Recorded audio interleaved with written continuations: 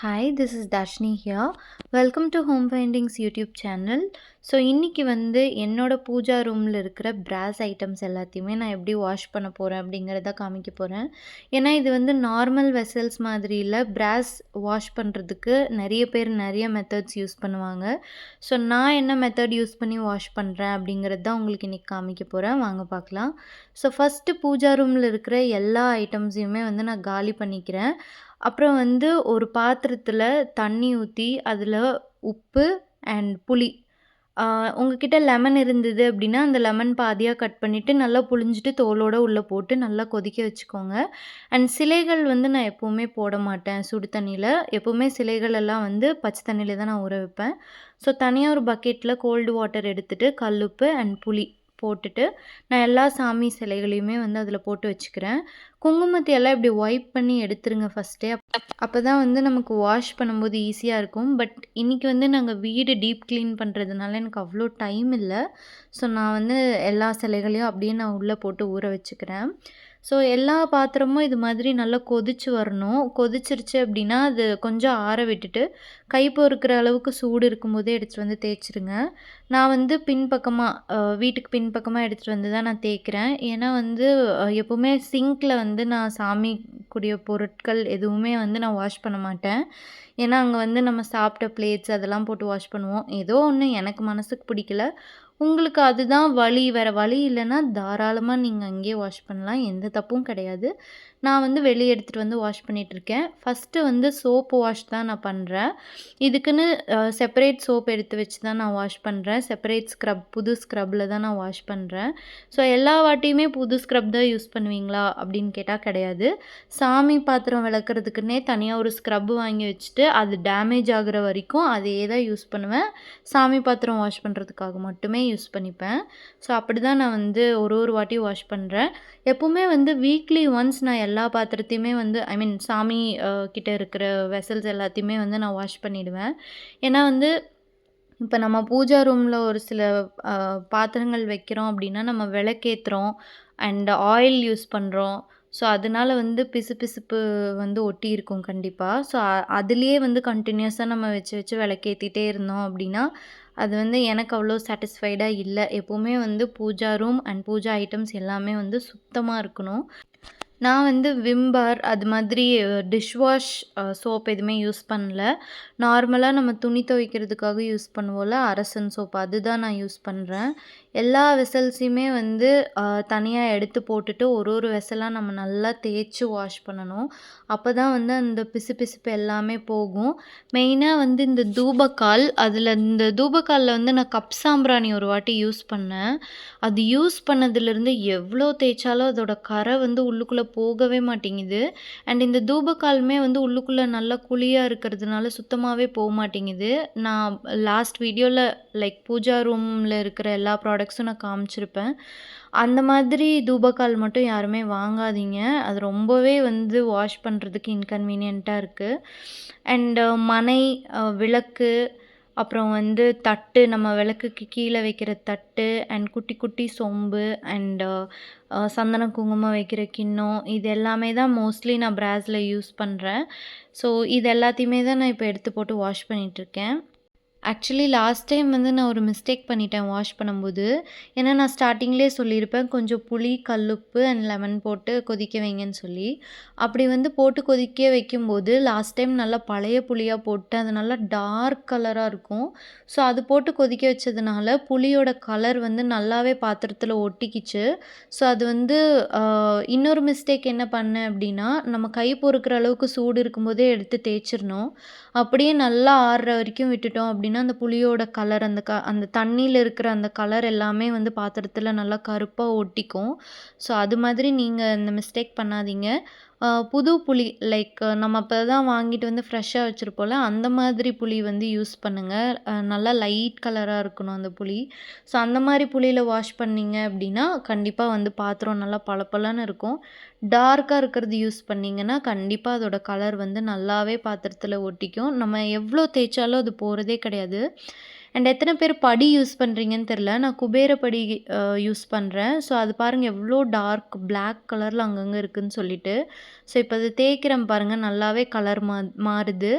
So அந்த மாதிரி தண்ணியில் கொதிக்க வச்சுட்டு இந்த மாதிரி தேய்ச்சிங்கன்னா மேக்ஸிமம் சோப் வாஷ்லேயே நிறையா அழுக்கு நிறையா அந்த கரைகள்லாம் போயிடும். நீங்கள் நெக்ஸ்ட்டு பீதாம்பரி சபீனா அது மாதிரி போட்டு வாஷ் பண்ணும்போது கண்டிப்பாக நமக்கு இருந்த கலர் நம்ம வாங்கும்போது என்ன கலர் இருந்ததோ அதே கலர் நம்ம திருப்பி கொண்டு வந்துடலாம். பட் நான் வந்து இப்போ சோப் வாஷ் பண்ணும்போது எனக்கு ஒரு 80% அளவுக்கு எல்லா கரையும் போயிடுச்சு. அந்த கரை ஆனது வந்து அந்த லாஸ்ட் டைம் யூஸ் பண்ண அந்த புளினால தான். பட் இந்த வாட்டி நான் நல்லா புது புளி தான் யூஸ் பண்ணேன். அண்ட் இப்போ வந்து பார்த்திங்கன்னா பீதாம்பரி பவுடர் இதுதான் வந்து எப்போவுமே வெசல் வாஷிங்க்காக நாங்கள் யூஸ் பண்ணுவோம். ஸோ இப்போ வந்து நான் இதை வச்சு எல்லா பாத்திரத்தையும் சும்மா ரஃப்பாக தேய்ச்சி எடுத்துக்க போகிறேன். ஃபஸ்ட்டு சோப்பு வாஷ் பண்ணிவிட்டு அதுக்கப்புறமா பீதாம்பரி இல்லை சபீனா நீங்கள் எந்த பிராண்ட் யூஸ் பண்ணுறீங்களோ அது பண்ணுங்கள். ஏன் அப்படின்னா ஃபஸ்ட்டு அந்த எண்ணெய் பிசுக்கெல்லாம் எடுத்ததுக்கப்புறம் நம்ம இதை வச்சு தேய்க்கும் போது தான் பாத்திரம் நல்லா பளபளன்னு புதுசாக இருக்கும். ஸோ ஃபஸ்ட்டு எடுத்தோடனே இதை போட்டு தேய்ச்சிங்கன்னா அந்த எண்ணெய் பிசுக்கெலாம் போகாது. ஸோ இந்த தட்டெலாம் பார்த்திங்கன்னா பிளாக்காக இருந்தது. இப்போ நான் தேய்க்கிறேன் பாருங்கள், நல்லாவே டிஃப்ரென்ஸ் தெரியும். ஸோ அந்த எட்ஜஸ்லலாம் நிறைய பிளாக்காக இருந்தது. இப்போ நான் இந்த சபீனா போட்டு தேய்க்கவும் நல்லாவே கலர் மாறி வருது. எப்போவுமே வந்து நான் இது மாதிரி தான் வாஷ் பண்ணுவேன். வீக்லி ஒன்ஸ் நான் வாஷ் பண்ணிவிடுவேன். ஸோ அப்படி வீக்லி ஒன்ஸ் வாஷ் பண்ண உங்களுக்கு முடியல, உங்களுக்கு டைம் இல்லை, நீங்கள் ஒர்க் போகிறீங்க அப்படின்னா கூட ஒரு 15 டேஸ் ஒன்ஸ் ஆச்சும் நீங்கள் இதுக்குன்னு ஒரு 1 hour டைம் எடுத்து வாஷ் பண்ணி வைங்க. ஏன்னா நம்ம பூஜா ரூம் மட்டும்தான் நம்ம எப்படி இருக்கோம், நம்ம எவ்வளோ சுத்தமாக இருக்கோம் அப்படிங்கிறத வந்து டிஃபைன் பண்ணும். ஸோ மற்ற இடம் எந்த மாதிரி இருந்தாலுமே அது எப்போனாலும் சரி பண்ணிக்கலாம். பூஜா ரூமை மட்டும் எப்போவுமே நீட்டாக வச்சுக்கோங்க. அண்ட் இது எல்லாத்தையுமே வந்து நான் படிக்கட்டில் வெயிலில் காய வைக்கிறேன். பட் இதுவுமே நான் பண்ண ஒரு மிஸ்டேக் தான். எப்போவுமே பூஜா ரூம் ஐட்டம்ஸ் வாஷ் பண்ணிட்டீங்க அப்படின்னா ஒரு துணியில் துணியில் நல்லா தொடச்சி வச்சுருங்க. இந்த மாதிரி வெயிலில் வச்சிங்கன்னா அங்கங்கே அந்த தண்ணி ட்ராப்பாக இருக்குல்ல, அது என்ன ஆகிடுதுன்னா அப்படியே காஞ்சு போய் இந்த ட்ராப்பாக அச்சு தெரியுது. ஸோ நான் அப்போவே தொடச்சி வச்சுருக்கணும். பட் நான் துடைக்காமல் விட்டுட்டேன். அண்ட் நெக்ஸ்ட்டு சாமி சிலைகள் எல்லாம் எப்பவும் போல் நான் தேய்ச்சிக்கிறேன். இதுக்கு வந்து நான் பீதாம்பரி யூஸ் பண்ண மாட்டேன். ஜஸ்ட்டு சோப் வாஷ் மட்டும்தான். ஏன்னா இதில் வந்து எண்ணெய் பிசுக்கெலாம் பெருசாக இருக்காதுல்ல. ஸோ அதனால் வேலோட மேல் பக்கத்துக்கு மட்டும் நான் யூஸ் பண்ணேன். நெக்ஸ்ட்டு சாமி படம் எல்லாத்தையுமே வந்து நம்ம தொடச்சி எடுத்துக்கலாம். இப்போ வந்து ஒரு பாத்திரத்தில் நார்மல் வாட்டர் எடுத்துகிட்டு அதில் கொஞ்சம் பச்சை கற்பூரம் நான் போட்டுக்கிறேன். ஸோ இது வந்து நல்ல ஸ்மெல்லுக்காக தான் நான் இது சேர்க்குறேன். ஸோ இது சாங்கியம், இது இப்படி தான் துடைக்கணும் அப்படின்ட்டுலாம் கிடையாது. எனக்கு பிடிச்ச மாதிரி நான் எப்படி க்ளீன் பண்ணுறேன், எனக்கு பிடிச்ச மாதிரி நான் எப்படி ஆர்கனைஸ் பண்ணுறேங்கிறது தான் நான் உங்களுக்கு காமிக்கிறேன். உங்களுக்கு பிடிச்சா நீங்கள் பண்ணுங்கள். அது இப்படி தான் பண்ணணுங்கிறதுலாம் கிடையாது.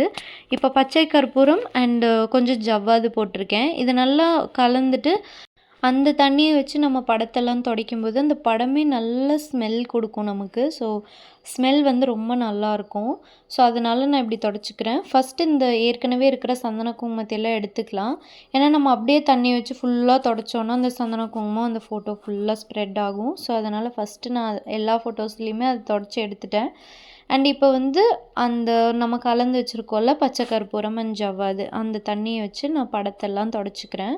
ஸோ துடைச்சிட்டு அண்ட் பார்டர் ஃபுல்லாக அந்த அந்த பார்டர் ஃப்ரேம் கொடுத்துருக்காங்கல்ல, ஸோ அது கூடவே நான் துடைச்சிக்கிறேன். எப்போவுமே வந்து ஒரு சாமி ஃபோட்டோ இனிமே வாங்குறீங்க, ஏற்கனவே இருக்கிறது இருந்தால் விட்டுருங்க. இனிமே ஒரு சாமி ஃபோட்டோ வாங்குறீங்கன்னா கிளாஸ் வச்சது வாங்காதீங்க. அவங்கக்கிட்ட லேமினேட் பண்ணி கொடுங்கன்னு சொல்லி கேளுங்க. லேமினேட்டட் ஃபோட்டோ வாங்கினீங்கன்னா நம்ம ஈஸியாக துடைக்கலாம். அப்பப்போ எடுத்து துடைச்சிட்டு திருப்பி வைக்கும்போது கொஞ்சம் ஈஸியாக இருக்கும். விநாயகர் படம்லாம் எங்கள் வீட்டில் ரொம்ப நாளாக இருந்தது. ஸோ அது கண்ணாடியில் இருக்குது. எல்லா ஃபோட்டோஸும் மோஸ்ட்லி பழைய ஃபோட்டோஸ் தான். முருகரும் அஷ்டலக்ஷ்மி படமும் தான் இப்போ நான் லேமினேட் பண்ணி புதுசாக வாங்கியிருக்கேன். குங்குமம் வந்து நான் கோபுரம் பிராண்டில் தாழம்பூ குங்குமம் தான் எப்போவுமே யூஸ் பண்ணுவேன். வேறு எந்த பிராண்டில் உங்களுக்கு கிடைச்சாலும் சரி, பட் தாழம்பூ குங்குமம் யூஸ் பண்ணுங்கள். நல்ல ஸ்மெல்லாக இருக்கும். எனக்கு தெரிஞ்ச மற்ற குங்குமத்தில் சேர்க்குற அந்த ஆர்டிஃபிஷியல் கலர் அதை விடவே வந்து இந்த தாழம்பூ குங்குமம் வந்து ரொம்பவே நல்லாயிருக்கும். ஸோ நான் வந்து அந்த குங்குமம் அந்த சந்தனத்துலேயுமே வந்து பச்சை கற்பூரம் அப்புறம் ஜவ்வாது ரெண்டுமே நான் சேர்த்துக்கிறேன். ஸோ சேர்த்து நல்லா கலந்து விட்டுட்டு தான் எல்லா ஃபோட்டோஸ்க்குமே நான் வந்து வைக்கிறேன். எனக்கு என்னென்னா சாமி ஃபோட்டோஸ்லேயுமே வந்து நல்ல மனம், சாமி சிலைகள்லையுமே வந்து நல்ல மனம் இருந்தது அப்படின்னா ரொம்பவே நல்லாயிருக்கும்.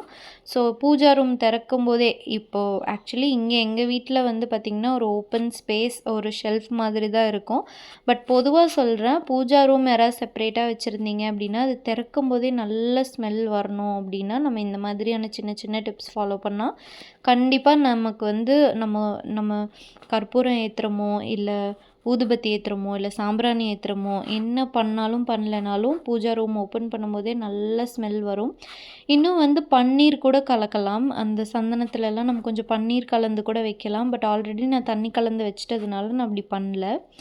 அண்ட் வேல் வந்து நான் இவ்வளோ நாளாக சந்தனம் குங்குமம் மட்டும்தான் வச்சிட்ருந்தேன். பட் முருகருக்கு வந்து பட்டை போட்டு அதுக்கு நடுவில் தானே வந்து நமக்கு சந்தனம் குங்குமம் வைப்பாங்க. எனக்கு வந்து இந்த வேலில் அந்த பட்டை மாதிரி ஒரு 3 லைன்ஸ் இருக்குல்ல, ஸோ அதில் வந்து நம்ம வைக்கணும். ஒயிட் பட்டையில் வந்து நம்ம ஒயிட் வைக்கணும் அப்படின்னு சொல்லிட்டு நான் வந்து நாமக்கட்டி இருக்குல்ல, ஸோ அதில் தான் வந்து நான் கலந்து வைக்கிறேன். நெக்ஸ்ட் டைம் வந்து தின்னூரில் கலந்து வைக்கணும்னு நினைக்கிறேன். ஏன்னா தின்னூரில் கலந்தால் என்ன ப்ராப்ளம்னா, ஒன்று உதிரும், அப்படி இல்லைன்னா காஞ்சிருச்சு அப்படின்னா நமக்கு வந்து ஒட்டு மாதிரி அப்படியே உறிஞ்சு உறிஞ்சு வந்துடும். அதனால தான் நான் வந்து ராமக்கட்டியில் வந்து இப்படி வச்சுக்கிறேன். ஸோ ஃபஸ்ட்டே வந்து ஃபுல்லாக அப்ளை பண்ணிவிட்டு அந்த எக்ஸ்ட்ரா இருக்கிறதெல்லாம் வைப் பண்ணிவிட்டு நடுவில் வந்து கோடு மாதிரி போட்டு விட்டுக்கிறேன். ஏன்னா அதுலேயே வந்து நமக்கு அந்த கோடு இருக்குது, பார்ட்டிஷன் இருக்குது. ஸோ அதுலேயே வந்து கோடு மாதிரி போட்டேன்னா நல்லா டீட்டெயிலிங்காக தெரியும். போட்டுட்டு நடுவில் வந்து நான் சந்தன குங்குமம் வச்சுக்கிறேன். ஸோ அப்படி வைக்கும்போது நம்ம முருகர் நெத்தியில் எப்படி சந்தன குங்குமம் இருக்குமோ அதே மாதிரி பட்டை போட்டு சந்தன குங்குமத்தோடு நம்ம அழகாக முருகர் முகம் மாதிரியே இருக்கும். ஸோ அதனால தான் வந்து இந்த மாதிரி ஒரு ஐடியா இந்த தடவை பண்ணியிருந்தேன். ஸோ அதே தான் நம்ம வந்து ராமக்கட்டியில் பட்டை போட்டுட்டு சேம் அந்த ஜவ்வாதும் பச்சை கற்பூரமும் கலந்த மஞ்சள்னே வருது, சந்தன குங்குமம் தான் நான் வச்சுருக்கேன். ஸோ பார்க்கும்போதே ரொம்ப அழகாக இருக்குல்ல. நமக்கு வேல் வேறு முருகர் வேறன்னு கிடையாது. வேலுண்டு வினையில்லை, மயிலுண்டு பயமில்லை, குகனுண்டு குறைவில்லை, குமரன் உண்டு கவலை இல்லைன்னு சொல்லுவாங்க. நான் வந்து இப்போ அதுதான் ஃபாலோ பண்ணுறேன். ஸோ எனக்கு வந்து முருகர் வேறு வேல் வேறு கிடையாது.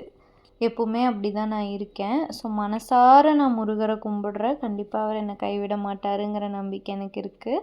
அண்ட் நெக்ஸ்ட்டு வந்து குபேரப்படி, இது வந்து நான் எப்படி வச்சுருக்கேன் அப்படிங்கிறத நான் உங்களுக்கு காமிக்கிறேன்.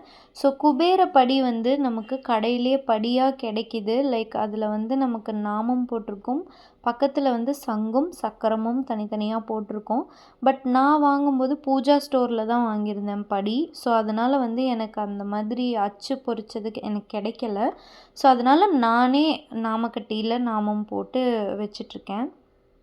ஃபஸ்ட்டு மாதிரி நாமக்கட்டியில் தண்ணி கலந்து வரைஞ்சிட்டு அதுக்கப்புறமா வந்து நீளமாக சந்தனம் வச்சு அது மேலே குங்குமம் வைக்கிறேன். ஏன்னா குங்குமம் வந்து தனியாக வச்சா நிற்காதுல்ல. ஸோ அதனால் சந்தனம் வச்சு நான் குங்குமம் வைக்கிறேன். ஸோ அப்போவுமே எனக்கு வந்து திட்டாக இருந்தது. ஸோ நான் குங்குமத்தில் கொஞ்சம் தண்ணி கலந்து தான் நான் அதுக்கப்புறமா வச்சேன். ஸோ அதுக்கப்புறம் அழகாக நாமம் போட்டாச்சு. எப்போவுமே வந்து நீங்கள் இப்போ புதுசாக வாங்க போகிறீங்க, குபேரப்படி வாங்க போகிறீங்க அப்படின்னா பூஜா ஸ்டோர்ஸில் கிடைக்குமான்னு எனக்கு தெரியல. பட் பாத்திர கடைகள் அண்ட் வந்து இந்த சிலைகள், சாமி சிலைகள்லாம் விற்பாங்கள்ல, அந்த மாதிரி கடைகளுக்கு போனீங்க அப்படின்னா கண்டிப்பாக அந்த அச்சு பதிச்சதே நமக்கு வந்து கொடுப்பாங்க. ஸோ இதில் வந்து சந்தனம் குங்குமமும் நான் வச்சுக்கிறேன். ஸோ இதுக்குள்ளே நான் என்னென்ன போடுவேன், இதை நான் எப்படி ஆர்கனைஸ் பண்ணி வச்சுருக்கேன் அப்படிங்கிறதையும் காமிக்கிறேன். எப்போவுமே வந்து குபேரப்படியை நம்ம வந்து குபேர மூலையில் தான் வைக்கணும். ஸோ நானும் குபேர மூலையில் தான் வச்சுருக்கேன். அண்டு இப்போ வந்து காமிக்கிறது அஷ்டலக்ஷ்மி படம். ஸோ இந்த படத்துக்குமே வந்து நான் சந்தன குங்குமம் வச்சுக்கிறேன்.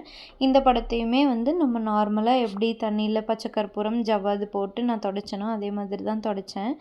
இந்த ஃபோட்டோவுமே வந்து லேமினேட்டட் பிக்சர் தான். ஸோ இது வந்து நம்ம தண்ணி தொட்டு தொடச்சாலும் ஒன்றும் ஆகாது. அண்ட் இதில் கிளாஸும் கிடையாது. ஸோ நம்ம வந்து ஈஸியாக எடுத்து துடைக்கலாம். ஸோ பயத்தோடவே எடுத்து துடைக்க வேண்டியதில்ல. ஈஸியாக துடைக்கலாம். எனக்கு வந்து இந்த அம்மனுக்கு பொட்டு வைக்கிறது வந்து எனக்கு ரொம்ப ரொம்ப பிடிச்ச ஒரு வேலை. எனக்கு ரொம்ப பிடிக்கும். ஃபஸ்ட்டு வந்து எனக்கு சில ஃபோட்டோஸ்லலாம் ஒரு பொட்டு ஒரு சந்தன குங்குமம் இருந்தால் பத்தாதா, ஏன் கசகசன்னு எல்லா இடத்துலையும் பொட்டு பொட்டாக வைக்கிறாங்கன்னு நினப்பேன். பட் இப்போ வந்து எனக்கு தோணுது, அந்த சங்குக்கு ஒரு பொட்டு வைக்கணும், சக்கரத்துக்கு ஒரு பொட்டு வைக்கணும், அந்த அந்த சொம்புக்கு ஒரு பொட்டு வைக்கணும். அந்த அளவுக்கு ஒரு இதையும் நான் மைன்யூட்டாக கவனித்து நான் வச்சிட்ருக்கேன். ஸோ அந்த அளவுக்கு வந்து ரொம்ப டிவோஷ்னலாக நான் இறங்கிட்டேன். அது சரியா தப்பான்னு தெரியல. பட் அதுக்காக அந்த விஷயம் நான் பண்ணுறதுனால என் மனசு நிம்மதியாக இருக்குது. ஸோ அதனால் நான் பண்ணுறேன். அண்ட் இதே மாதிரி தான் எல்லா ஃபோட்டோவுக்குமே வந்து நான் சந்தன குங்குமம் வச்சுக்கிட்டேன். நெக்ஸ்ட்டு வந்து பண்ணாரி அம்மனுடைய ஃபோட்டோ. எனக்கும் என்னோடய அம்மாவுக்கும் ஃபேவரெட். ஃபஸ்ட்லாம் அடிக்கடி போயிட்டுருந்தோம். பட் இப்போ போக முடிய மாட்டேங்குது. இனிமேல் கண்டினியூஸாக போகணும். நெக்ஸ்ட்டு வந்து எனக்கு பிடிச்ச முதல்ல நானாக போய் சாமி கும்பிடணும், எனக்கு வந்து இவரை பார்க்கணும் அப்படின்னு சொல்லி டெய்லியும் இவரை நான் பார்த்துக்கிட்டே இருக்கணும் அப்படின்னு சொல்லி நான் வாங்கின ஃபோட்டோ இது. என்னோடய முருகர். ஸோ அவரோட நெத்தியில் வேல், அப்புறம் கையில் ஓம்னு எழுதியிருக்குல்ல, அங்கே பாதத்தில் எல்லாத்துக்குமே வந்து நான் பொட்டு வச்சிட்ருக்கேன். எனக்கு எப்போவுமே வந்து சாமியை பார்க்கும்போது கண்ணை மூடிட்டு கும்பிடக்கூடாது. கடவுளை நம்ம நேருக்கு நேர் பார்த்து அவரோட பாதத்தை பார்த்தோ இல்லை கண்ணை பார்த்தோ தான் நம்ம கும்பிடணும், நம்மளோட எல்லா குறைகளையும் சொல்லணும் அப்படின்னு சொல்லுவாங்க. நெக்ஸ்ட்டு வந்து விநாயகர். இவர் வந்து இந்த கண்ணாடிக்கு மேலே உட்காந்துருக்கிற மாதிரியே இருக்கும். கண்ணாடி விட்டு வெளியில் வந்து உட்காந்துருக்கிற மாதிரியே இருக்கும். ஸோ இந்த ஃபோட்டோ வந்து ரொம்ப நாளாக எங்கள் வீட்டில் இருக்குது. நான் வந்து இப்போ எப்படி சாமி ஃபோட்டோ எல்லாத்தையுமே ஹேங் பண்ணியிருக்கேன்னு பார்த்தீங்கன்னா, இப்போல்லாம் வந்து ரெடிமேடு ஹூக்ஸ் கிடைக்குதுல்ல. லைக் அந்த ஸ்டிக்கரை பிரிச்சுட்டு நம்ம ஒட்டிட்டோம் அப்படின்னா அந்த ஹூக் வந்து நல்லா ஸ்ட்ராங்காக இருக்குது. அந்த ஃபேக் நெயில்ஸு அது வந்து நான் அமேசானில் இருந்து தான் வாங்கியிருந்தேன். அதில் தான் வந்து இப்போ நான் ஆணி மாதிரி யூஸ் பண்ணிகிட்ருக்கேன். நல்லாவே ஸ்ட்ராங்காக இருக்குது. இந்த ஃபோட்டோ வந்து நல்ல வெயிட்டு, இந்த விநாயகர் ஃபோட்டோ. ஆனாலுமே அந்த வெயிட்டை நல்லாவே தாங்குது. ஸோ இப்போ வந்து நம்ம குபேரப்படி நான் எப்படி வச்சுருக்கேன், அதில் என்னென்ன போட்டிருக்கேன் அப்படிங்கிறது தான் நான் காமிக்கிறேன். எப்போவுமே வந்து குபேரப்படி இல்லை விளக்கு எதுவாக இருந்தாலும் தட்டு வச்சு தான் வைக்கணும். ஸோ நான் வந்து அந்த விநாயகர் போட்ட தட்டை வந்து போட்டு வச்சுக்கிறேன். ஃபஸ்ட்டு வந்து கொஞ்சம் பச்சரிசி போட்டுட்டு ஒரு 5 சோழி போட்டிருக்கேன். ஒத்த படையில் நீங்கள் எவ்வளோ வேணாலும் போடலாம். ஸோ நான் வந்து 5 போட்டிருக்கேன். அது மேலே இன்னும் கொஞ்சம் பச்சரிசி போட்டுட்டு அதுக்கப்புறமா வந்து தாமரை மணியுமே வந்து பூஜா ஸ்டோரில் கிடைக்கும். இப்போ நான் போடுற எல்லா பொருளுமே வந்து பூஜா ஸ்டோர்ஸில் கிடைக்கும். ஸோ அங்கே போய் நீங்கள் கேட்டு வாங்கிக்கலாம். அது மேலே இன்னும் கொஞ்சம் பச்சரிசி போட்டுட்டு கோமதி சக்கரம், ராஜ கோமதி சக்கரம்னு இருக்குது. அது வந்து நல்லா பெருசாக இருக்கும். இது வந்து படியில் போடுறதுக்கு உண்டான கோமதி சக்கரம். நீங்கள் நார்மலாக கோமதி சக்கரம்னு கேட்டாலே இது தான் கொடுப்பாங்க. இதுக்கு மேலே இன்னும் கொஞ்சம் பச்சரிசி நான் போட்டுக்கிறேன். அண்ட் நெக்ஸ்ட்டு வந்து பார்த்திங்கன்னா, மகாலட்சுமிக்கே உகந்த குன்றின்மணி வந்து நமக்கு நிறைய கலர்ஸில் இருக்குது. நான் வந்து ரெட் அண்ட் பிளாக்கில் இருக்கிற மாதிரி தான் நான் போட்டிருக்கேன். ஸோ அது மேலே இன்னும் கொஞ்சம் அரிசி போட்டுட்டு 9 நாணயங்கள் ஒரே மாதிரி இருக்கிற மாதிரி, இப்போ நான் வந்து 5 ரூபா காயின் எடுத்திருக்கேன். இது வந்து ஒரே மாதிரி இருக்குல்ல, அந்த மாதிரி காயின்ஸ் ஒரே மாதிரி 9 காயின். உங்களுக்கு எவ்வளோ காயின் ஒத்த படையில் வேணுமோ நீங்கள் வச்சுக்கலாம். பட் நான் படிக்கு எவ்வளோ பிடிக்குமோ அந்தளவுக்கு தான் நான் வந்து ஒரு திங்ஸையுமே எடுத்திருக்கேன். அதுக்கு மேலேயே வந்து நல்லா அரிசியை நிரம்பி வழிகிற அளவுக்கு அரிசியை நிரப்பி, அடுத்தது வந்து பார்த்திங்கன்னா குபேர காசு. இது வந்து ஒரு காயின் 20 ருபீஸ் தான். இதுவுமே வந்து நமக்கு பூஜா ஸ்டோரில் கிடைக்கும். அதில் சந்தன குங்குமம் வச்சு நான் வச்சுருக்கேன். முன்னாடி வந்து மகாலட்சுமி, குபேரர், அவங்களோட மனைவி சித்திரலேகா உடைய படம் இருக்கும். பின்னாடி வந்து குபேரருடைய எந்திரம் இருக்கும். எண்ணில் இருக்கும்ல, நம்பர்ஸில் அந்த எந்திரம் இருக்கும். ஸோ இந்த குபேர காயினை நீங்கள் வச்சுக்கலாம். அண்ட் நெக்ஸ்ட்டு வந்து லக்ஷ்மி குபேரர் சிலைக்கு முன்னாடி எப்போவுமே நான் இதை வைப்பேன். குபேரருக்கு ரொம்ப பிடிச்சது வந்து அந்த நிதி தான்.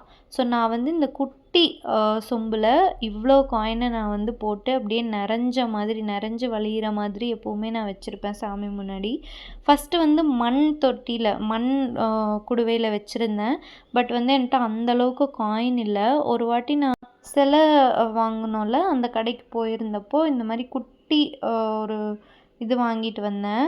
குட்டி கலசம் மாதிரி. ஸோ இதில் தான் வந்து நான் காயின் எல்லாமே போட்டு வச்சுருக்கேன். ஸோ எனக்கு வந்து அது பார்க்குறதுக்கே ரொம்ப க்யூட்டாக இருந்தது. இந்த இதில் வந்து அது நிற்கவே இல்லை. இருந்தாலும் எப்படியாவது நம்ம வச்சிடணும்னு சொல்லிட்டு ஒன்று ஒன்றா அடுக்கி வச்சுட்ருந்தேன். ஸோ குபேரருக்கு வந்து ரொம்ப பிடிச்சது வந்து இந்த நிதி தான். ஸோ எப்பவுமே அவரோட சிலை முன்னாடி இந்த பானை நிறைய காசு இருக்கும். ஸோ இப்படி தான் ஓவராலாக நான் என்னோடய பூஜா ரூமை வந்து அடுக்கி வச்சுருக்கேன். நல்ல ஸ்மெல். விநாயகர், அஷ்டலக்ஷ்மி, முருகர், மீன் குளத்தம்மன், பண்ணாரி அம்மன், வராகி அம்மன், முருகர், லக்ஷ்மி குபேரர், விநாயகர், பெருமாள் எல்லாத்தோடைய அனுகிரகமும் எங்கள் வீட்டில் கண்டிப்பாக இருக்குதுன்னு நான் நம்புகிறேன். ஸோ நான் இப்படி தான் என்னோடய க்ளீனிங் ரொட்டீன் இருக்கும். Puja room cleaning routine. பார்க்குறதுக்கே ரொம்ப மனசு நிறைவாக இருந்தது பூலாம் போட்டு சாமி கும்பிடுறதுக்கு.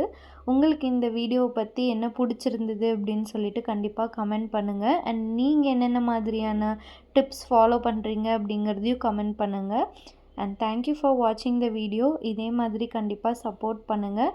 அண்ட் நீங்களுமே வந்து இதே மாதிரி வீக்லி ஒன்ஸ் க்ளீன் பண்ணுங்கள். முடியல அப்படின்னா கண்டிப்பாக 15 days ஒன்ஸ் க்ளீன் பண்ணுங்கள். லைக், ஷேர் அண்ட் சப்ஸ்கிரைப் பண்ணுங்கள். தேங்க்யூ ஃபார் வாட்சிங்.